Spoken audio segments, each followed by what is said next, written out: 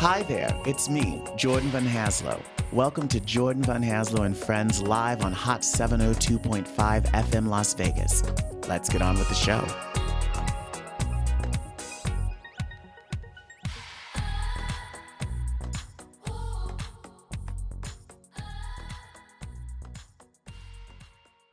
Hello, everybody, and welcome to another fantastic episode of Showtime with Jordan Van Haslo and Friends right here on Hot 702.5 Las Vegas. I'm so thrilled to have a conversation with our friend who's here today.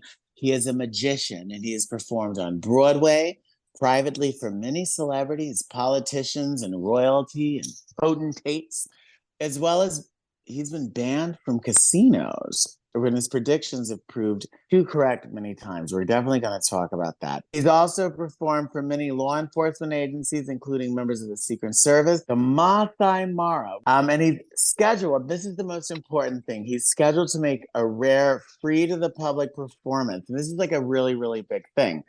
Free to the public performance to film his full mentalism and mind-reading show at the world-famous Palace of Illusion, the Magic Castle. And you guys don't understand how important this is. The Magic Castle, never forget when I first moved to Los Angeles back in 2014, and I became friends with folks who were like very associated with the Magic Castle. Then all of a sudden, everyone was like, oh my God, can you get me in? Can you get me a reservation? Can you get me in? That's like one of the few things in this world that's left that's really, really elite. And so you're breaking that. And so I'm so curious to see what that's all about and how it's going to be. So nevertheless, here's my new friend, mentalist, magician, entertainer, Michael Gutenplan. I'm sorry, Gutenplan. Thank you. Oh no, Gutenplan. As long as they call me for dinner. Thank you. And you know what?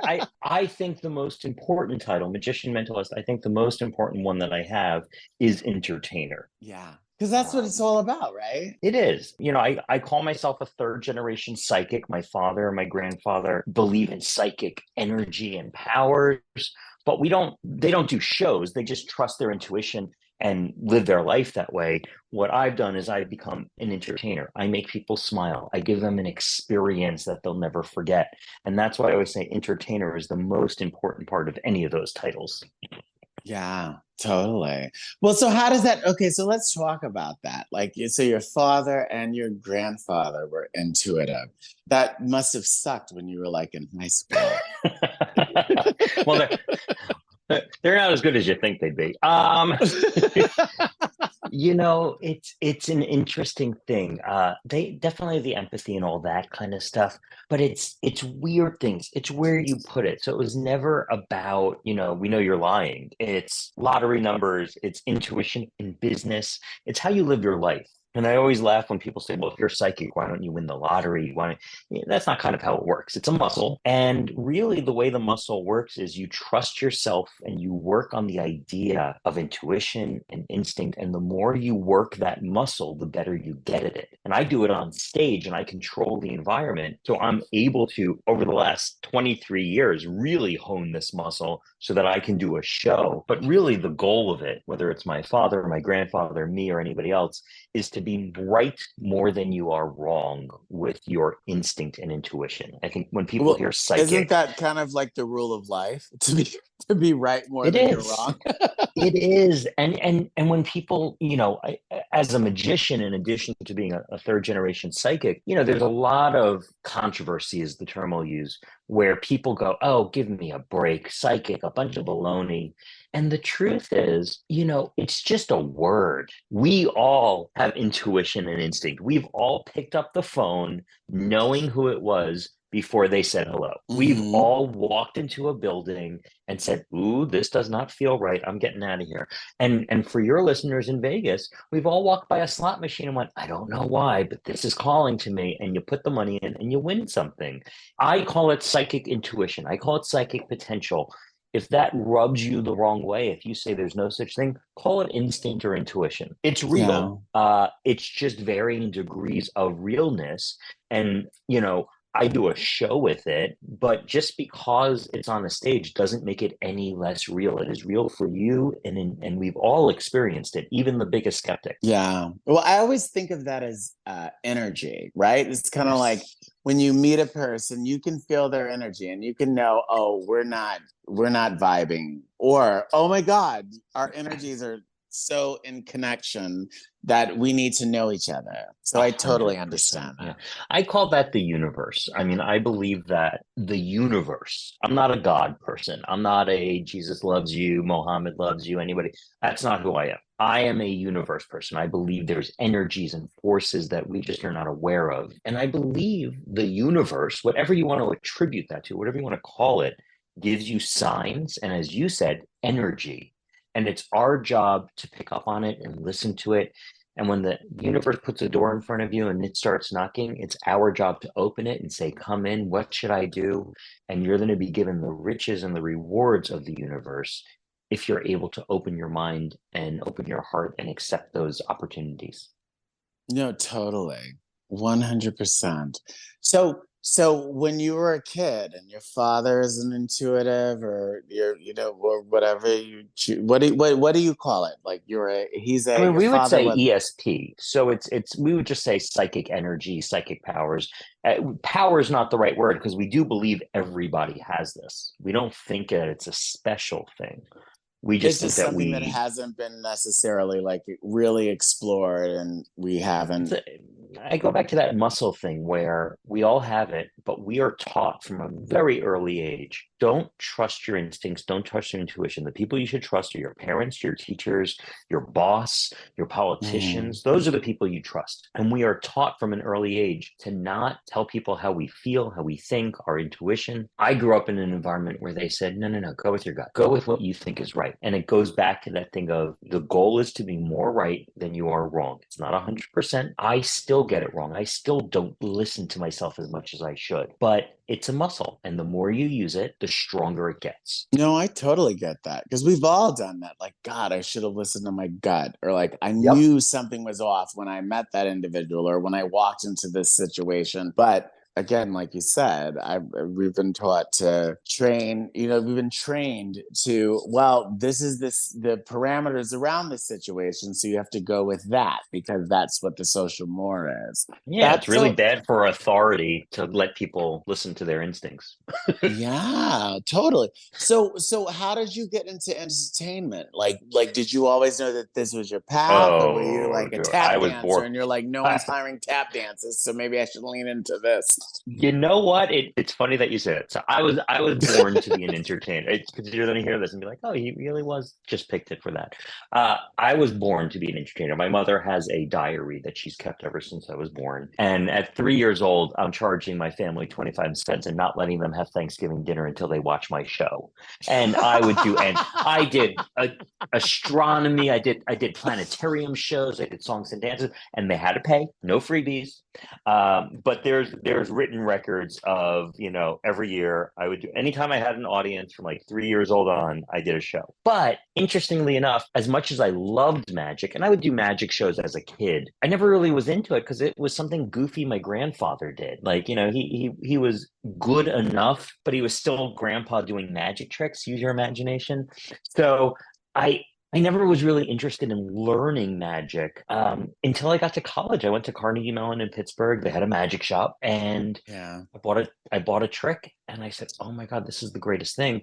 And I needed money in college. I needed to make money to have fun. So every Friday and Saturday night, I became I a still need to make magician. money to have fun. Seriously, I think everybody needs that.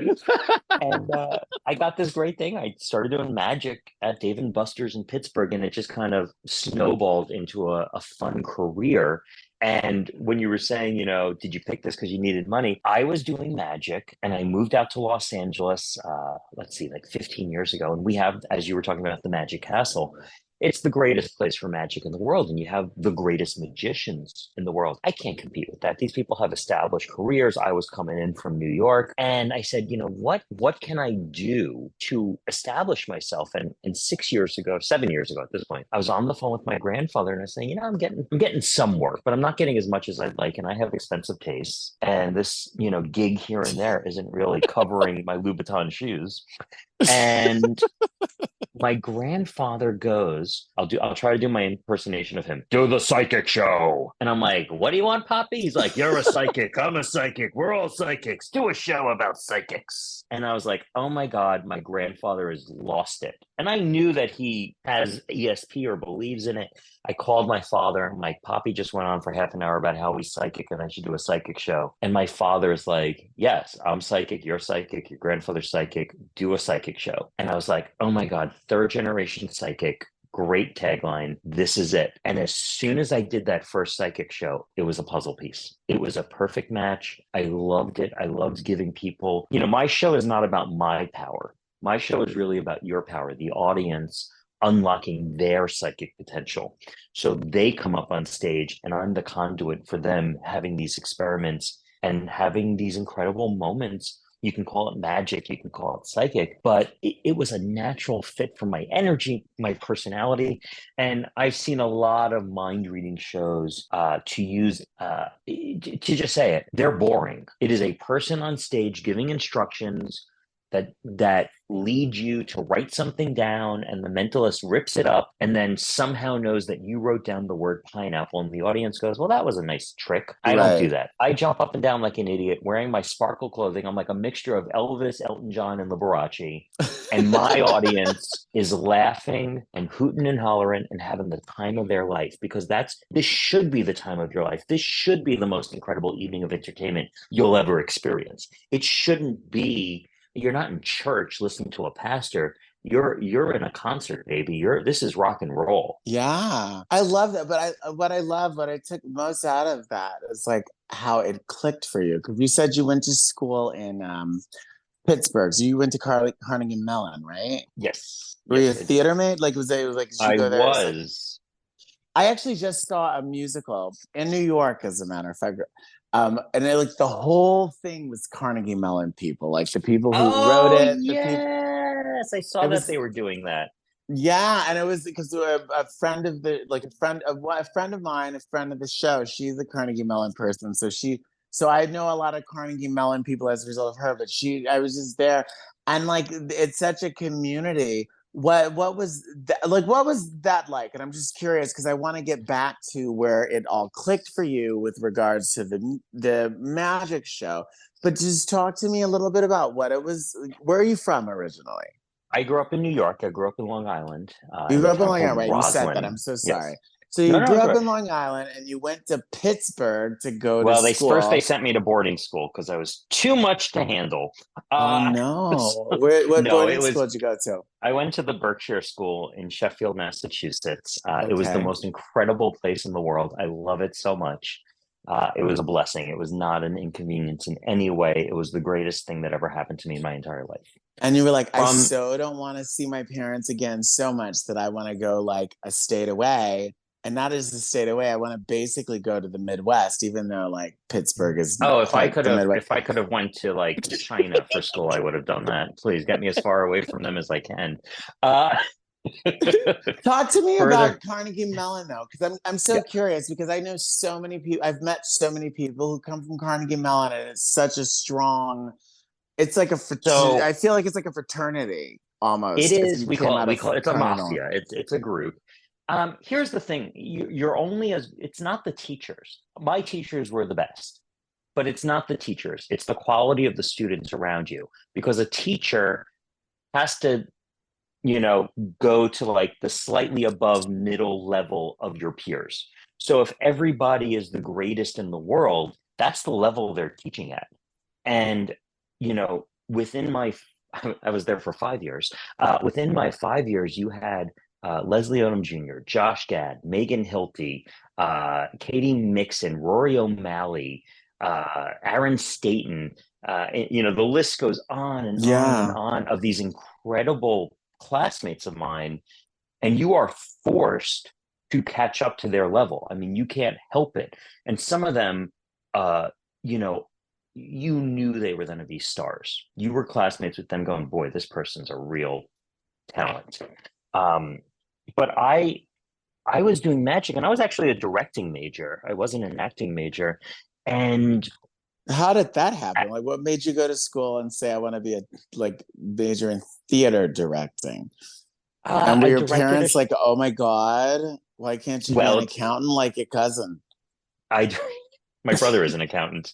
Uh, I would I would definitely never be an accountant. I like the idea of having I like the Control. idea of knowing everything, and I like the idea of being in charge. And for me, the directing program offered me a broader view of the theatrical arts than just being an actor. Now, the great thing about Carnegie Mellon and the conservatory training program is everybody gets a little bit of everything education. So as a director, I took acting classes, I took movement classes, I took voice and speech classes, but I also took design, lighting, stagecraft. The best class I ever took, I think, was costume construction because I can sew really well and things are always breaking on the road. I got really good with buttons. I can sew buttons really That's well. actually really But amazing because I know a lot of costumers and fashion designers who can't sew for shit. So, that was a really good class. But it was the acting class. You take freshman and sophomore year, you take acting classes as a directing major, and you take it with the acting students. And I remember freshman year, I was first semester, I wasn't doing very well. I was really intimidated by my classmates. So I came in with all this energy that I had in high school from acting, and I was scared because I was watching these people around me going, "Oh my God, these people are really good. These people are stars." mhm. And I'm a directing major. I'm like, I'm never going to be these people. So um, I kind of became shy. I don't know if shy is the right word, but like I didn't really try. And I was hired by my voice and speech teacher. She was getting married and she wanted a magician at her wedding ceremony. So she hired me to do magic. And my acting teacher, his name's Tony McKay, watched me do magic. And Tony comes up and he goes, "What's this?" And I go, "Oh, this is Magic Mike." And he goes, "No, no, no. This is theater. This is acting." He goes, "When you come back on Monday, no more free passes for you." And I came back and he treated me like another student. I was Yeah. just another actor in his class. And then I went to Spain that summer with a wonderful, he passed away, but he was a writer named Mylan Stitt. And Mylan and I went to Spain with a bunch of people. And Ingrid Sanderson was there with us. She was also an acting teacher. And I got to know her over that trip. And she was my teacher sophomore year, that first semester. And she also said, "I'm not giving you a free pass. Just because you're not an acting major doesn't mean you don't try hard in this class. Doesn't mean you Yeah. give it your all." That changed my life because it forced me to get over the insecurities. It forced me to get over being afraid of the competition and the talent around me. Um, if you ever watch RuPaul's Drag Race, there's a statement that they say, and it's be stupid in all the right ways. Hmm. And when you're on stage, you're going to be stupid in all the right ways. And I took that and I do my show now. Like I said, I wear sparkly outfits. I have crystal studded Louboutin shoes. I have a big belt buckle. I am jumping up and down like an idiot, but it's an idiot in all the right ways. Because what I am Yeah. doing is I'm saying to my audience, I'm free. I would have never gotten to that place that I am right now without my teachers, without my classmates. I mean, you really are the product of the world you grow up in. And it was the greatest experience going to that theater school. And literally knowing how to set lights and sound and set design, all of that stuff comes together. Um, and there is a connection. You were in New York. I was in New York last week for a show, and I ran into Manhattan and I saw Gutenberg the musical. I Uh-huh. thought it should have been called Gutenplan the musical, but what can I tell you? And Josh Gad is in it, so I went backstage, and I hadn't seen him in a couple of years. But there is that connection. There is that, we're in it. He wasn't a classmate of mine, but he actually directed a show when I was there, Billy Porter. And Billy and I became friendly because he was, we were all in that same world. There's a Yeah. connection, there's an appreciation. It's the head nod. You walk by someone and you go, I'm in this also. And Yeah, Northwestern totally. has that, NYU has that, all the All the schools have schools that. have, like all the schools have that. Yeah, totally. Do you, so how did you go from, okay, so I'm going to school as a director because I want to Yep. boss everybody around and make them conform to my Ah, you've vision. you've met me before. I know your type. No, I'm just joking. But and so how do you go from that to, so did you go back to did you go to LA? Did you come to New So York? Did you go I had like what was the next a plan? bizarre life. I'm doing magic in college, and like graduation happens, and I'm ready to move out to Los Angeles. I mean, the car is packed, really. Mhm. And I had done an internship in LA at MTV, and I was like, I was going to move out to LA and be a TV something. And one of my teachers came up to me and she I goes, love that, a TV Shirley, something. it's not TV something. TV Shirley something. Saldamarco comes up and goes, do you want to direct a soap opera?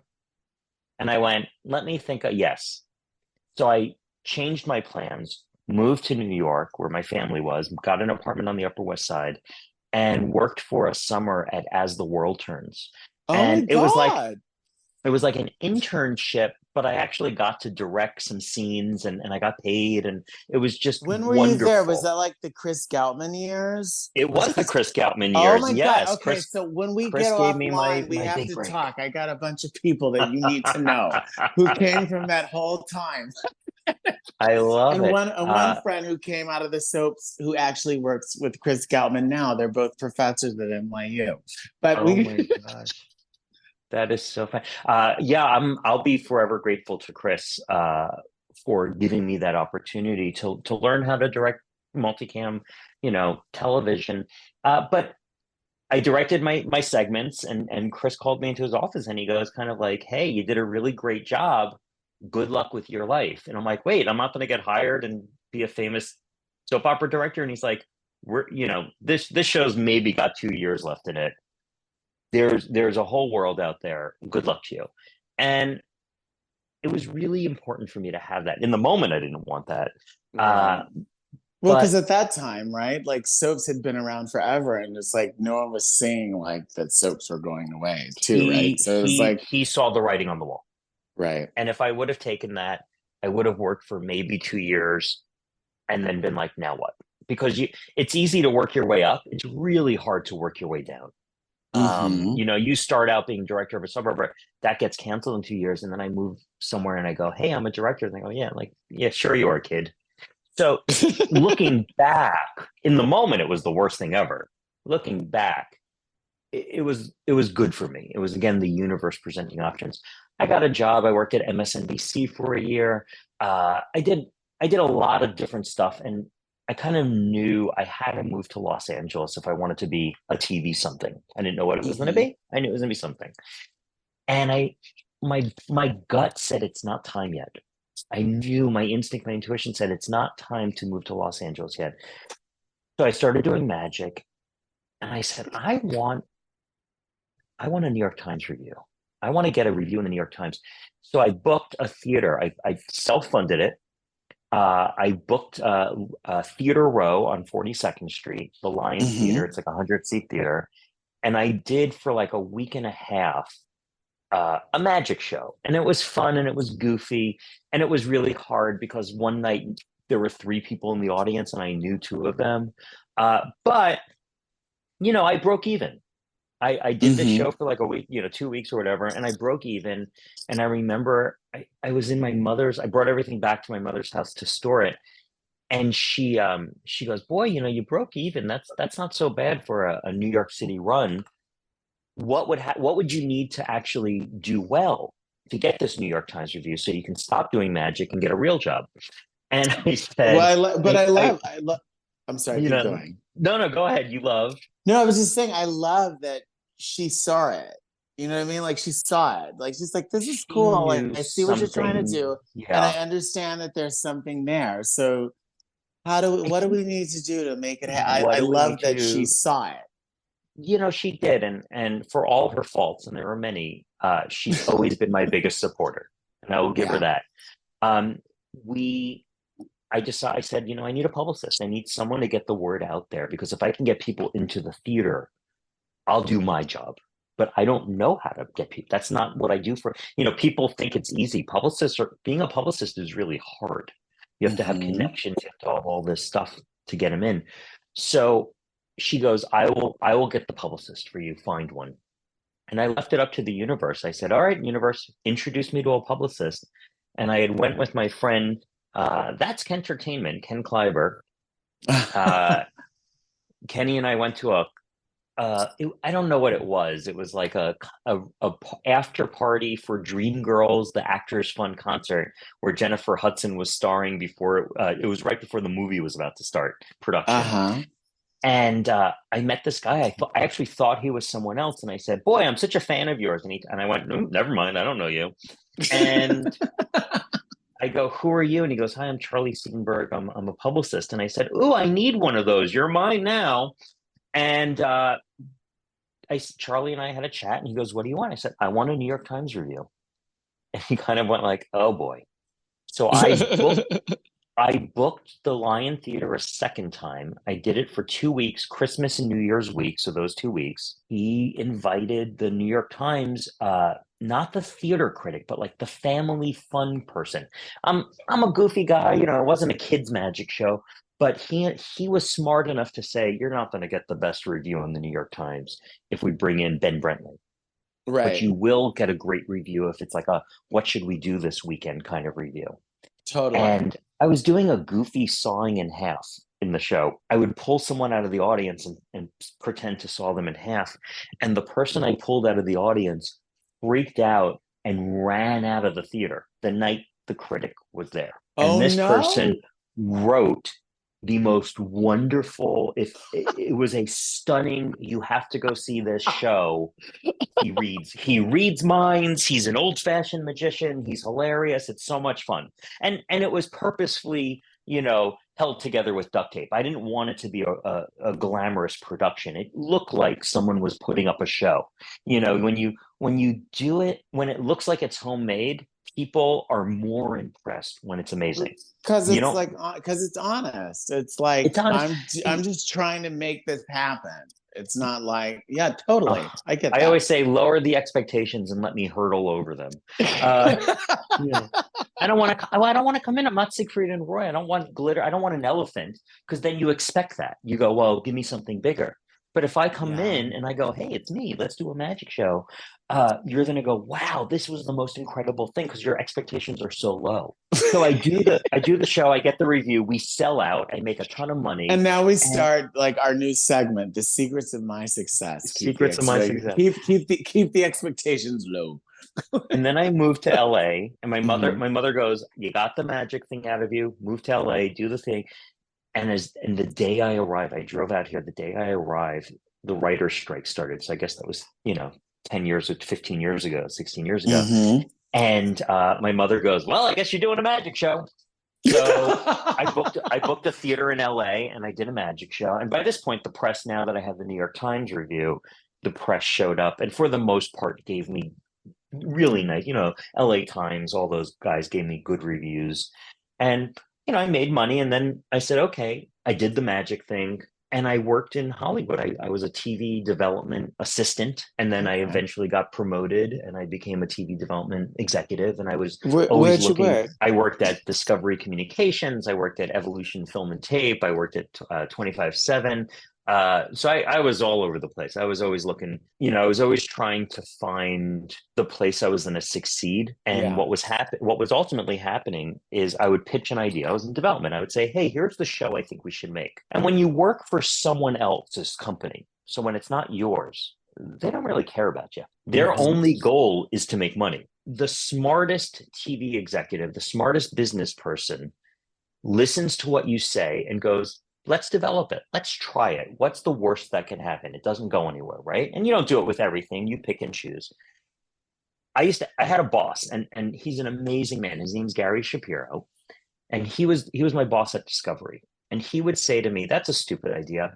I can't wait for you to prove me wrong. Prove me wrong. Go work on that. Go try to make it. Show me that I'm wrong." What a great Hmm. boss that is. Yeah. When I worked for individuals who own companies, it was always, no, next, not interested. And what would ultimately happen, it's the common conscious. I was trusting my gut, I was trusting my instincts. It would get made by someone else, a few months later, because it's out there in the world. It was usually based on a newspaper article or something that I found. And Right. they would come in and be like, oh, whoopsie. Well, what can I tell you? At a certain point, I'm a universe guy. I'm a believer again in those doors being put in front. I felt that the universe was stopping my success, not Right. in a nefarious way, but because this is not what I was meant to do. Right. So I said, I'm going to take a break. I'm going to take a deep breath. I'll do magic. I'm very lucky. I can always do magic shows to make money, to pay the rent. And I said, I'm gonna start doing some magic shows while I figure out what I want to do. What I figured out is I wanted to do magic. That made me happy. But being in Los Angeles, the greatest magicians in the world, I'm never going to get booked to do a magic show. You have, the greatest sleight of hand experts, and then me. And I was on the phone with my grandfather, who again does magic and whatnot. And I said, this was about 7 years ago. I said, Poppy, I don't know what I should be doing in the magic world. And he goes, you need to do the psychic show. Do a psychic show. You're psychic. I'm psychic. We're psychic. That's how he talks. And I said, oh, okay, Poppy, you're a psychic. I'm going to hang up now. And then I called my father and I said, Poppy's lost it. He just went on for 15 minutes telling me that he's psychic. My father says, well, yeah, I'm psychic too. And I said, oh my gosh, third generation psychic. What a You're great like, now you tagline. tell me? Now you exactly. Well, I've always Pittsburgh, believed. New I mean, York, now you tell now me? you tell me. We could have. Well, again, the universe sets it up. If I had done this 20 years earlier, I wouldn't have been as good. I needed Mhm. life experience. I needed to have failures. I needed to have all these things And it line would have up. been like it would have been a shtick, like, oh, the young Yes. magic kid. Like So it I would got to have tell been you, like a uh, gimmick. I wanted to do mind reading shows when I was a kid. When I was 19 years old, I was working one summer in New York, and I would go into Tannen's Magic every day at lunch. And the boss there, the owner, Tony Spina, said, what do you want to learn, kid? And I said, I want to do a mind reading show. I want to do a psychic entertainment. And he said, I gotta be honest, nobody wants to have their mind read by a 20-year-old. He goes, you can do mental magic. You can do magic tricks where you go, I know what you're thinking. I said, no, no, no. I want to do a mind reading show. I want to do it for real. And he goes, there's something weird about someone with no life experience telling you about life experience, because that's what psychic is. You're Right. telling someone their past, present, and future. You're helping them see things that they don't see. It's one thing to be a medium and you have that power, whether you believe in it Hmm. or not. For entertainment purposes, you could be a child medium. That's a power if you believe in it. Uh, Right. what I'm doing as an entertainer, the jokes that I make, the connections that I have with people, I could not do this 15 years ago. So, as hurtful as it was to not succeed where I wanted to succeed, as annoying as it was to be in a job where I would pitch an idea and watch someone else get to make it because my boss didn't see my vision, I needed every single one of those experiences. I am a believer that everything happens for a reason. Unfortunately, you don't know what it is until down the road. Hmm. But looking back, I forget who it was, someone said this to me the other day and it made sense. They said, on your gravestone, you have your birth year, your death year, and the dash. And the dash is actually the most important part. And Because that's where all the living happens. that's where all the Yeah. living happens. And I imagine that dash to be if you're watching a movie, you're like zooming in and it becomes a film strip, right? Oh, I like And you that. have birth to death. That's the film of your life. I want my film to be full of different things. I didn't want, I talk to people and they go, all I've ever done is magic. And I'm like, well, that sucks. You know, I have a lifetime of experience.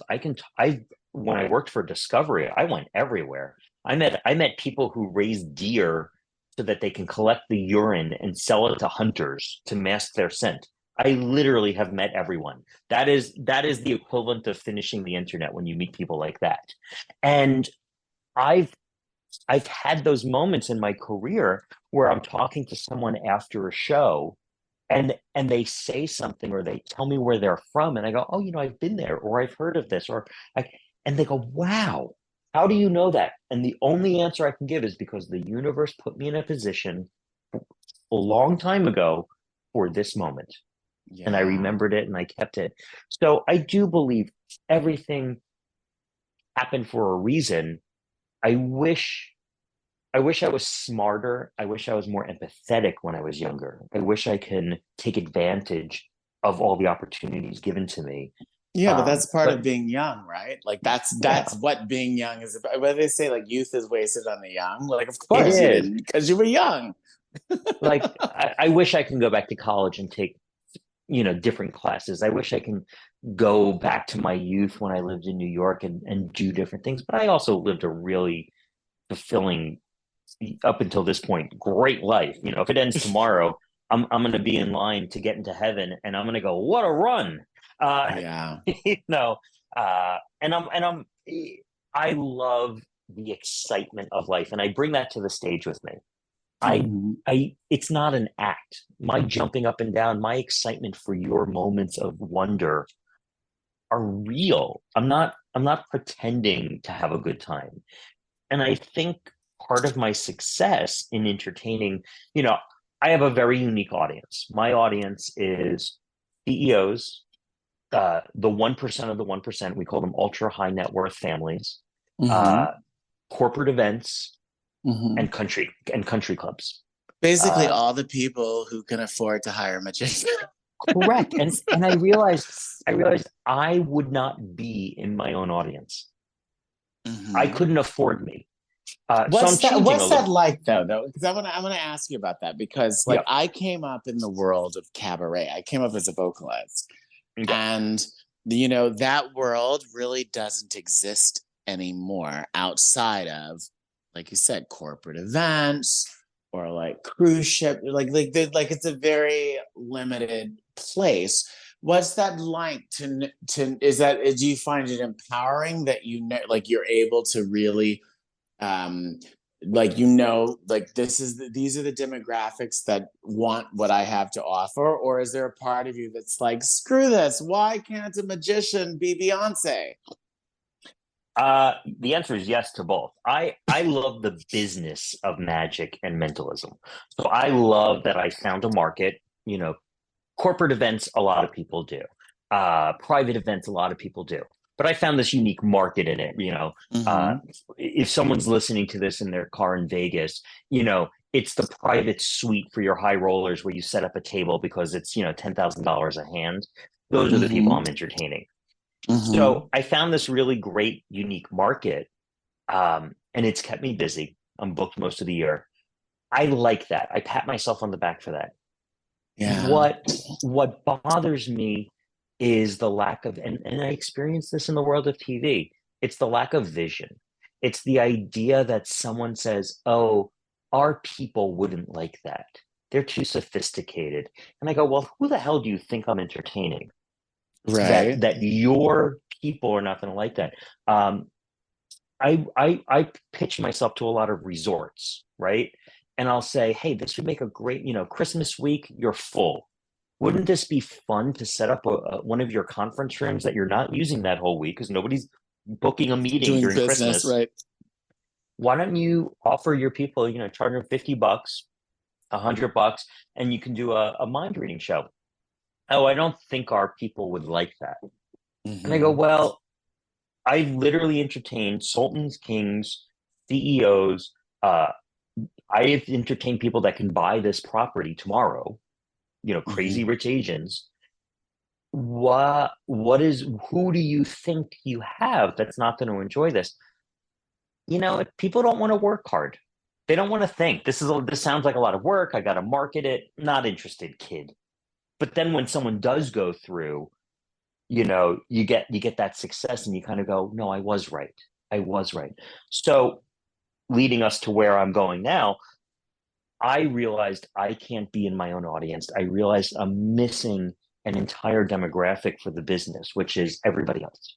So Right. I'm not changing my business. I will always do shows for the ultra rich and corporations and CEOs and corporate events and all that. But I want to expand my Well, market. their checks clear, so it makes sense. Sometimes you got to work hard to get it, though. You're like, actually, Sometimes you got to make sure you get it first. But I love that market, but I want my friends to be able to see my show. I want to be able to do a show for everybody. So what I'm doing is I'm expanding my business. Unfortunately, my marketing material has really been designed for a specific group. So right. I am bringing us back to the Magic Castle in Hollywood. I'm renting the theater. I am doing Okay. a full TV shoot so that I can get and I'm performing my full show. I'm actually doing 90 minutes instead of my normal 60 minutes Which because room are you in? Which room are you going to I'm in be the in? palace. So I'm in the big Okay. stage. Yeah. Yeah. Yeah. Cool. We're gonna hopefully have a full audience. Everybody's invited. Anybody who wants to come can come. They just have to understand they may be on camera.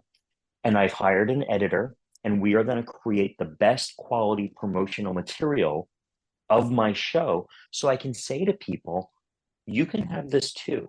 It's not as expensive as you think it is. It's not as Hmm. exclusive as you think it is. You just have to change your way of thinking. What happens in marketing is I'll talk to someone at a resort, right? Or at a hotel Yeah. or at a business, and they'll say, how much is it? And I'm gonna give out a number here. I'll say, let's say it's $10,000 for the show. They go, we can't afford that. And I go, well, hold on. What do you mean you can't afford it? We can't afford $10,000 or $1 million. And then I say, well, how many people do you expect? Well, we'll get 500 people in the theater. And I go, well, that's not a lot of money when you start Right. breaking it down. No, totally.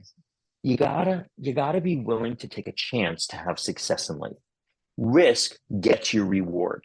And if Yeah. you want to succeed if you're a brand ambassador, if you are someone that is whose job it is to make an experience for someone, whether it's a guest, a member, an employee, if your job is to create unique experiences, and that is HR, that is member and guest relations, that's consumer marketing, that's player marketing for your Vegas people, you gotta start thinking outside of the box.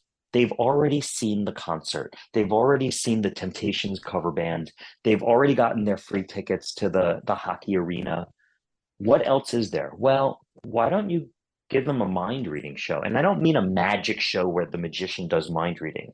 Why don't you give them a mind reading show, a psychic experience that for the next 10 years they will say, do you remember when? Yeah. That is what I'm selling. And I got to tell you, it hurts me. It really hurts me. And this goes back to your question about do I get annoyed when there's no more cabaret spaces? It hurts me when people say, nobody's going to enjoy that. People, oh, my people won't like that because you are denying your members, your guests, your employees, your players a truly unique experience that they could have, but you don't want to take the risk Hmm. because one of two things happens. They walk away and they go, that was all right. Or they walk away and they go, thank you for that experience. Isn't that the best compliment? Thank you. Wow. Hmm. Thank you for this. I would have never, no matter what my market is, I never want to do something that you can just get anywhere. People go, why are you not on YouTube? I go, because I offer an exclusive event. If you can watch me on YouTube, what's the point of hiring What's me? the point of, yeah, exactly. Like, why am You I going to know, pay to come see you? I yeah. understand. I'm with you with that. Totally. So for someone like you, I lived on the west side, right by the Triad, right? And I used to go to a Hmm. lot of cabaret concerts there. Down at the Duplex, I would watch stuff. And you would see these performers and you would go, how does nobody know who this person is? This is an Hmm. incredible. I remember seeing, she was already a Broadway star, but I saw Sherry Renee Scott do Hmm. a cabaret show. And I Oh, thought, wow. how does nobody know who this is? I remember Billy Porter before he really before I mean he was always a star. He was in Greece, he was Yeah, always a but he star. didn't really But break off break out until till like 10 Pose. years ago or so, like not Well, even 10 years ago. it Like, was it was Pose and or maybe before that it was Kinky Boots. But I remember seeing Billy do a show. I think I saw him do it in Pittsburgh, and then I think I saw him do it at Joe's Pub, but like in the Joe's Pub, like the smaller part for 2 nights. And it was his story. It was his story about coming to New York and trying hard. And you watch this and you go, how does nobody know who this is? right. How is this person not a household name? Uh, I have a college classmate, Matt Scott, who did a cabaret show called The Jesus Year. And people would watch this and go, how is this guy not on every single TV show? How is this guy not Hmm. a household name? And I think what happens is we are in an environment where we are told who to like. The Ed Hmm. Sullivan the great thing about Ed Sullivan was it was every Sunday night and you got 2 or 3 acts and you said, wow, these are people I want to see. Where Hmm. it turned into is American Idol, where we kind of saw people who thought they have it. And if you think about American Idol, Kelly Clarkson was American Idol. She was in the first Yeah. season. I mean, they really did find randomly an I incredible still person. remember that first, like the night that she won, and then she had to Yeah, sing a moment, like, and it was, I still remember distinctly looking at that, and like the moment they announced she was American Idol, you could just see in her face, it was like, oh my God, her life has just her life changed has just changed. But she forever. was found. She was found through a casting of that, through an audition. Now you have America's Got Talent. And people say to me, like, why are you not on America's Got Talent? And I go, well, it's not a, you don't go and line up and audition. You have to go to a producer. The producer watches a video of your act. The producer says, hey, do you want to do this? Would I turn it down? Never in 1,000 years. I'll be the first one to show up at the studio. But it's not a talent search. It's a variety show. But It's a even and variety show where totally. they're bringing back some people the next week. And someone put it really well. They go, the people that are saying to us, this person is good, is a record producer, a comedian, an actress, and a model. What expertise do they have? Other than they've luckily found a way to They navigate their succeed. career Correct. to NBC. So they are incredibly successful in their chosen careers. And if you're Hmm. incredibly successful in your chosen career, you have the right to comment on that. But they are speaking as the American public. They also have seen 1,001 acts. They're also being told by a producer, hey, this is who we think you should enjoy. TV manipulates the audience into thinking what is good and what is not. I think, and it hurts and it bothers me, every town should have a cabaret. Every town should have a platform for the undiscovered to break out, and we should be supporting. I went up for a show once, and it was me and another entertainer, and they picked the other entertainer. We were the same price. I know this person, and I said to them, "Why did you pick the other guy?" And they go, "Well, he was on TV," and I said, "He was on Hallmark Channel." Yeah, but they like the idea that he was on TV. And I can't argue that. I can't say to them, well, you're wrong. I get it. There is power in being verified by being on TV, but I would encourage people to look, Vegas used to have lounge act. They don't have Well, them don't get me, anymore. yeah, don't But get me that was where started. you I would remember when I came to Vegas because I had a residency at the Tuscany. I had an opening act, and I remember a lot of people like who were like Vegas people who'd lived in Vegas forever saying, "Oh my God, that's like so amazing. Like I miss opening acts. Like people don't have opening acts." And then like just like the lounge act. So yeah, I'm sorry, continue. No, you're right. Um, yeah, they don't have opening. There's a lot of misconceptions about how people make it, right? Uh, Yeah. and the only correct answer is time. Some people Yeah. need a day and some people need a lifetime, but the secret to making it is time. I'm a big believer in the pyramid theory of success. I think that if you make it to the top too soon, eventually you'll crumble in on your own success. Hmm. But I can if see you that. build up your layers, if you start out as a I started doing local shows, and then in my own experience, I started doing local shows. I would do a gig here and there, and then I rented a theater and I did that, and then I got a residency at Six Flags Magic Mountain for a Halloween season. So that was 800 people 3 times a night for 2 months. And then I did this, and now I'm touring. Now every week I get on the road with my little Pelican cases and I do a show. I'm building up a career. I'm not jumping to the top. So that when I do get that opportunity to be on America's Got Talent, when I do get a phone call from a casino saying, hey, you know what? We have a Thursday slot that might be good. I'm ready. I don't ever want to fail. And the way you don't fail is by taking your time, by saying to someone, not yet. And the universe, I believe, will present those options when it is the time. And if the world that you want to be in doesn't exist, then create it. Yeah. If there's someone listening to this going, man, I really want to be every hotel bar has a piano player. I want to be a flute player. I'm Lizzo. I want to play a flute. Then call up a bar and say, hey, I got a crazy idea for you. Make I lived my life with the mentality that if someone doesn't want to hire me, screw them, I'll hire myself. It's why I booked my own theaters. It's why I'm doing this big shoot at the Magic Castle with my own film crew and my own money.